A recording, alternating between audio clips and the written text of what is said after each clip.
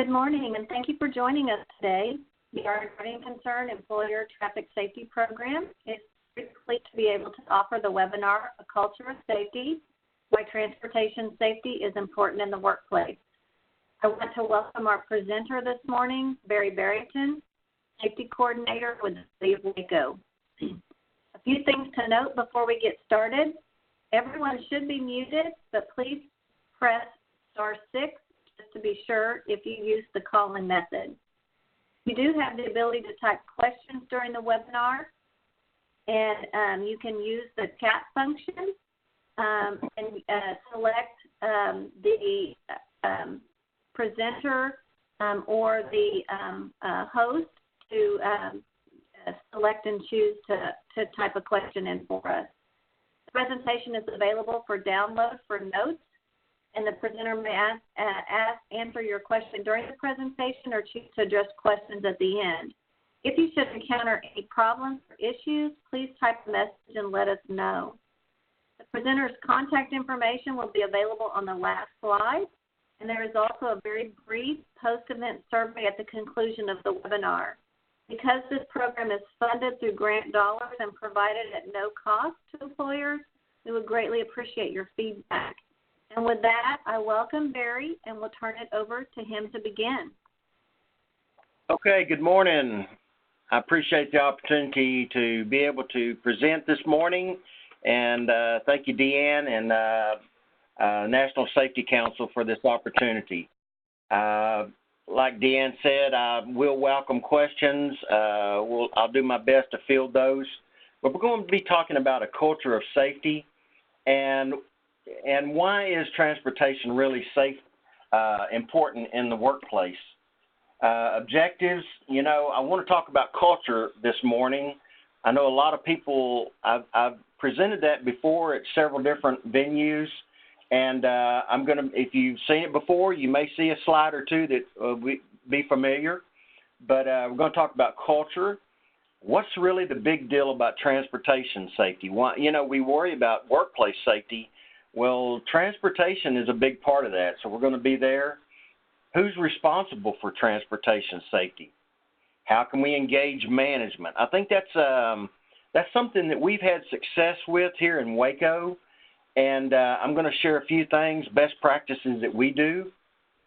Accountability and discipline. Well, that's a topic all of its own, but I am going to touch on that just a little bit and hopefully shake the trees and see what you're doing at your place. City of Waco best practices of transportation safety.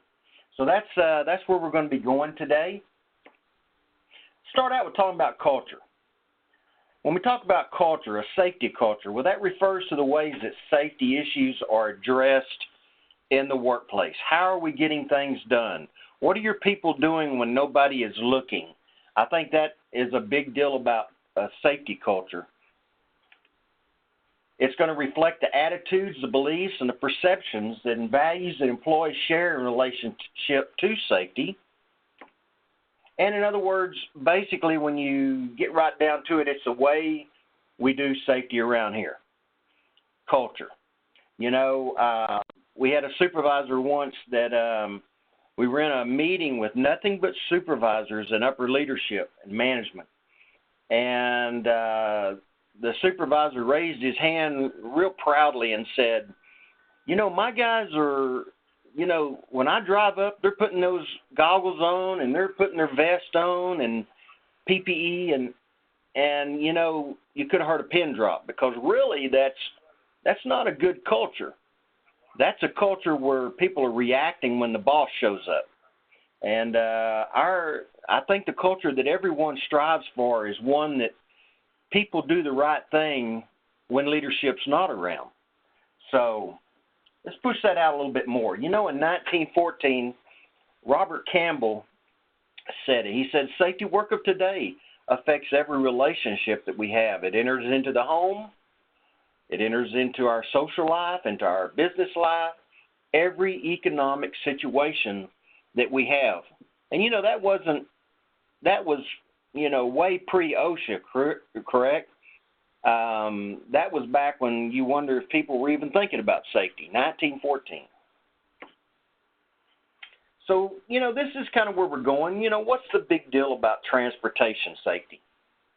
Well, transportation incidents are the leading cause of work-related fatal injuries. I think that's a statistic that many have seen. If you follow statistics through National Safety Council and other, you have seen that. Roadways and work zones are likely the most dangerous part of many drivers' work environment that they face. Working out there with the cones and barricades and expecting people to adhere to the caution signs that we put up. Cost to employers can exceed $9.25 billion a year. That's a lot of dollars being spent that could be spent, in other places. And I'm going to come back to that because that is one thing when we talk about management that you can push your management to understand the true cost. In 2017, 534 unfortunate workplace fatalities in Texas. 44%, 44, almost half, were transportation related.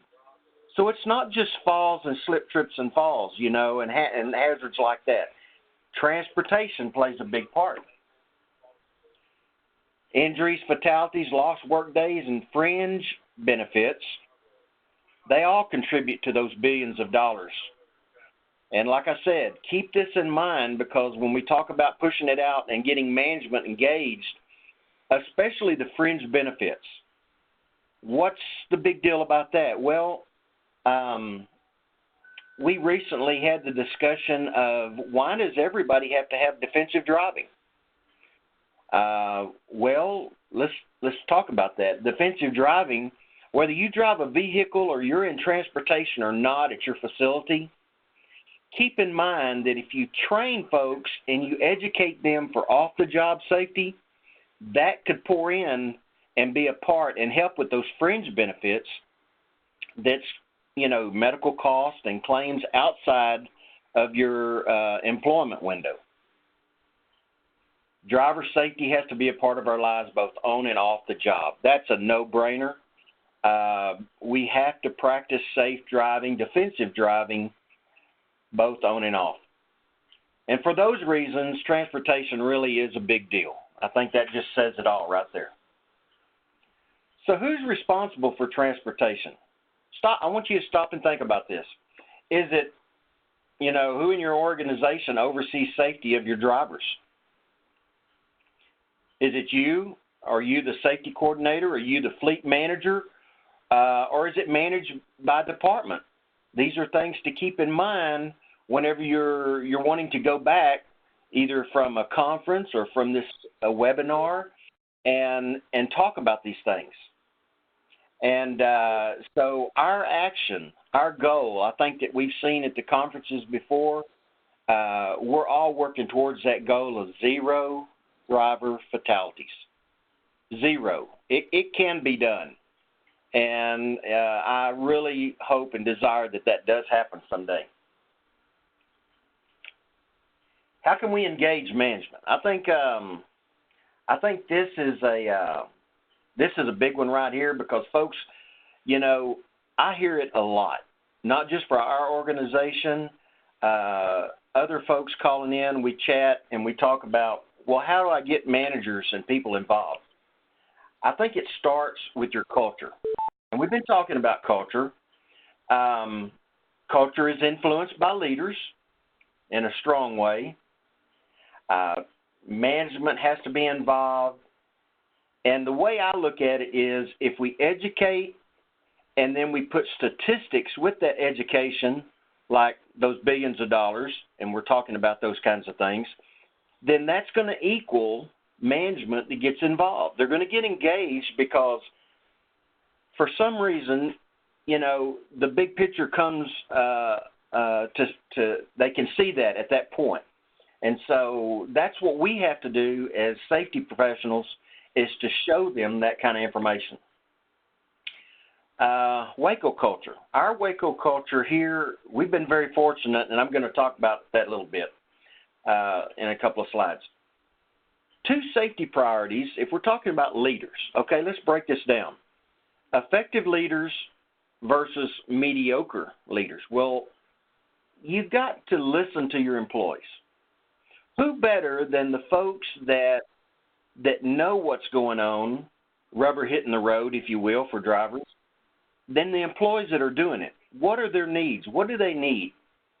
Spend time monitoring safety performance out with them. If that means taking a ride on a solid waste truck, going with the parks vehicle that's in a half-ton truck picking up trash, what are the things that they're facing? And, you know, safety culture, leaders cannot effectively monitor from their workplace and listen to their employees from their office. And I hope your office doesn't look like that. But that's just kind of a ha-ha, hee-hee. If it does, we need to talk but after the webinar. But, you know, ask yourself, where do you and your leaders lead from?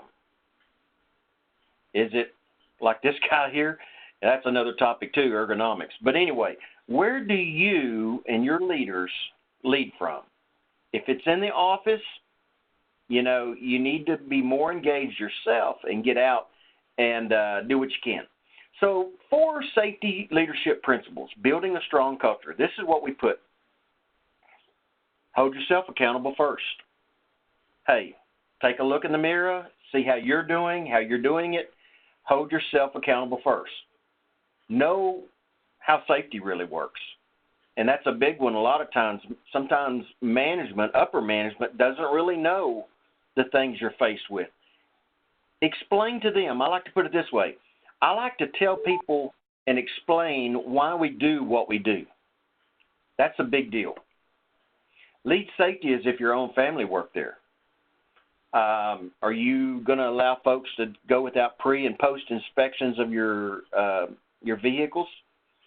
What if your grandchildren or your children were riding with that person? So we got to think of it that way. That sometimes helps. Have a strategy, a game plan. That's a big deal because we're going to win, and that's what we're talking about here is winning and having a good safety culture. We either lead by example or we don't lead at all. Okay. This may be what gets a lot of folks' interest. I've talked about this before at other places, but I put it this way. I wasn't raised on timeout. And some of you may have been. I don't know. But I'm not an advocate, as I say. I'm not an advocate for spanking and whooping your kids and stuff like that. But let's use that as an analogy as we look at this. So accountability and discipline. Every successful program, and that's what we're all striving for, has a component to address unsafe. It's got to have a component to address unsafe behavior. It's got to be communicated. Once upon a time, several years ago, about 10 years ago, I had a 3-year run in the Northeast. And the first thing that they wanted to do when I got out there was they wanted to fire this one and fire that one, and they thought that I was going to be the one to do it. Well, I said, time out. I said, I had 3 plants scattered about in the Northeast, New York, Connecticut, and Maryland. And I took 6 months to do meet and greets. And I met every shift. I met all the folks. We got in front of them, and we rolled out what the expectation was going to be. We were communicating that once you understand what's going to happen, then we implemented the accountability and discipline, but only after it was communicated. And I think that's big because everybody's got to know and understand what the consequences are for unsafe behaviors. If you're going to have accountability, or if you want to use the D word, discipline, you got to make sure everybody understands that. When your unsafe behaviors are permitted without consequence, think about this. Your program is going to suffer. And most importantly, people are going to get hurt, property is going to get damaged, claims are going to go up. You can just fill in the blanks there. A lot will happen. So we have we have to have that part as part of our program. Because without it, think about it. If you got your programs in place and you don't have accountability, you've identified all your known transportation hazards, you've communicated the importance of all the pre- and post-trip checks, but your drivers are not trained, and there's no accountability or consequence. Would your program really work? If someone comes up to me and says it works and we just talk to them, well, I'd like to see how that works because I haven't seen one yet out of 34 years that it does. You got to have that. It's a critical component to any program. Used in the right way, it'll establish your organization's commitment to safety because it's going to enforce the rules and procedures designed to keep people safe. If you use it in the wrong way or at the wrong time, it can undermine both safety and your culture. In other words, if your leadership, they don't practice civility and that means of leadership and they discipline people in front of their peers, their coworkers, that can be a problem. It should never be punitive by focusing just on the failure rather than promoting success. I like to look at it this way. Yeah, we can terminate folks, but I like to look at it as salvaging. How can we salvage an employee? What can I do? Can we turn things around? There may be things going on off the clock that we don't know about. Let's get into the right conversation and program and talk about that. It should be used to build accountability around safety performance and never to blame. If we're blaming folks, we're going about it wrong. So some of Waco's best practices, I wanted to talk about these. Well, first off, a safety-minded culture started many years ago, and it continues to grow. We implemented a safety certification program in 2012, and that parts of that I've had in place for a lot of my career. I co-trained that here with the city with one of our HR trainers.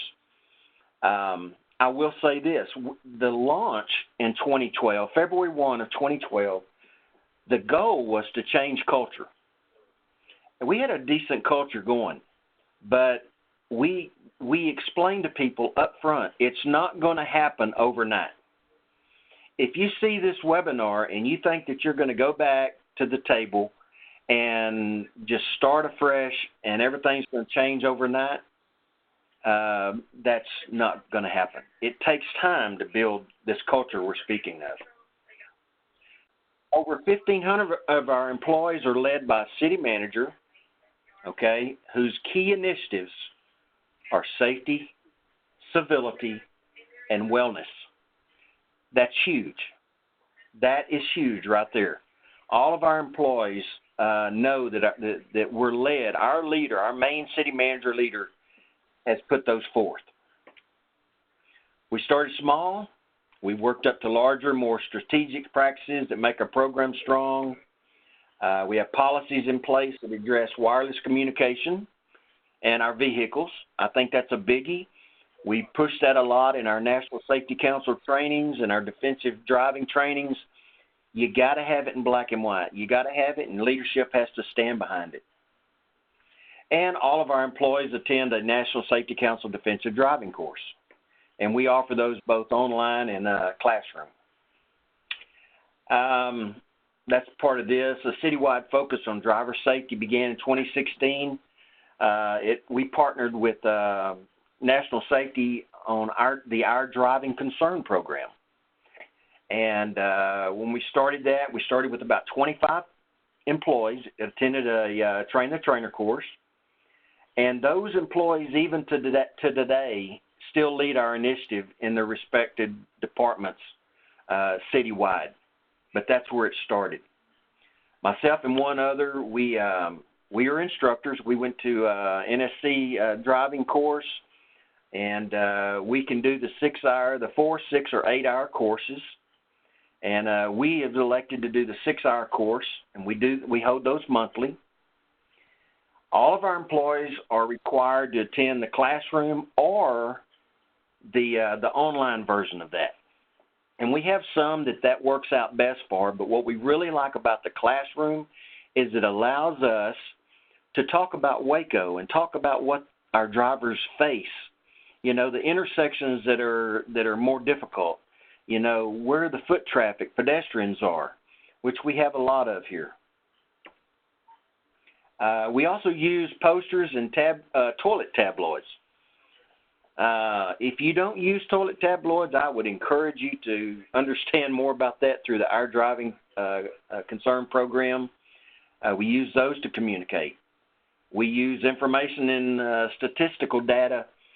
We share that among departments, and we gather that from engineering, traffic, and public works, streets, crosswalk improvements. We had to do that a while back. That was a big improvement we made with our foot traffic. We changed up some signal patterns where we had found that we were having the more difficult intersections that we had more motor vehicle crashes at. Signage and other things for pedestrian safety improvements were made. We are very fortunate to have a municipal information team with their own TV and radio station. Some of y'all may have seen our PSAs we've done. Lisa and I have been involved with that. Use those to educate not just our employees, but outside of our organization. It goes everywhere. And another big deal that we've done is we've partnered with our airport, and our airport has partnered with the rental car agencies.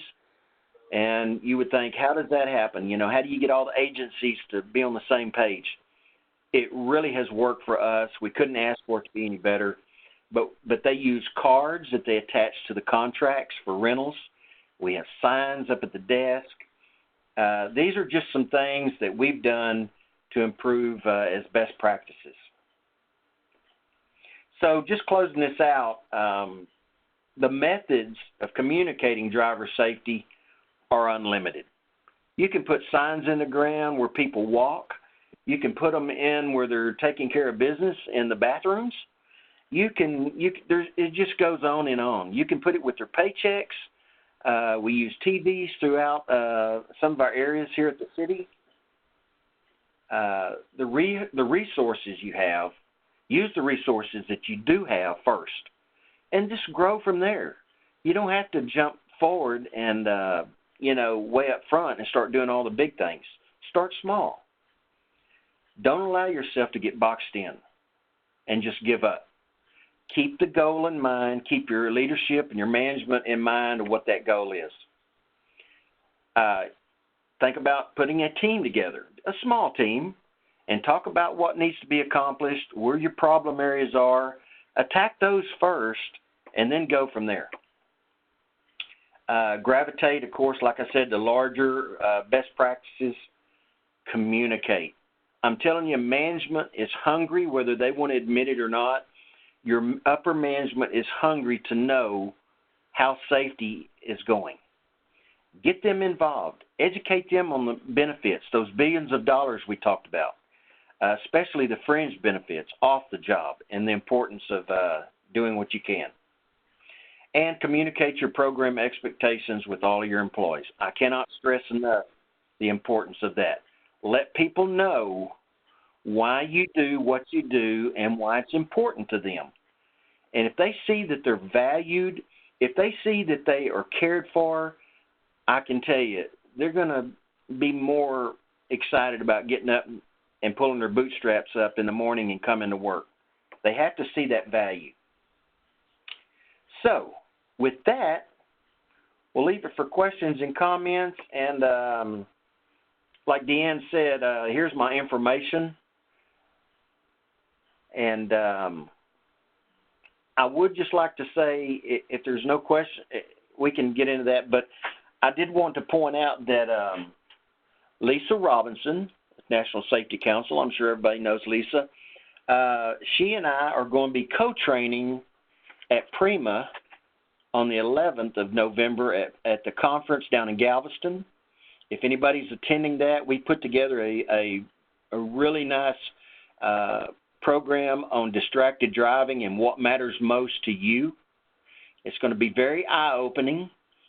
as an employer and for just us in our personal lives. And so that's going to be at 1:45 on Monday, the 11th at Prima. So, Deanne, has anybody got any questions out there? Are there any questions for Barry? Okay, if there's not, you see Barry's contact information, his email address. He's definitely open to you emailing him at any time if you've got questions about his presentation. And definitely if you're going to be at Prima, please check Barry and Lisa's presentation out there. It sounds like it's going to be a great one. And thank you, Barry, for such an educating webinar. Today's session was great. And thank you to all who attended. We know your time is valuable. We hope you gained some useful information today that you can use going forward. Please make sure you do the post survey, and then check out our upcoming webinars on impairment in November and December. Make sure you register and sign up for those. And with that, again, we thank you for joining us today, and we hope you have a great rest of your day.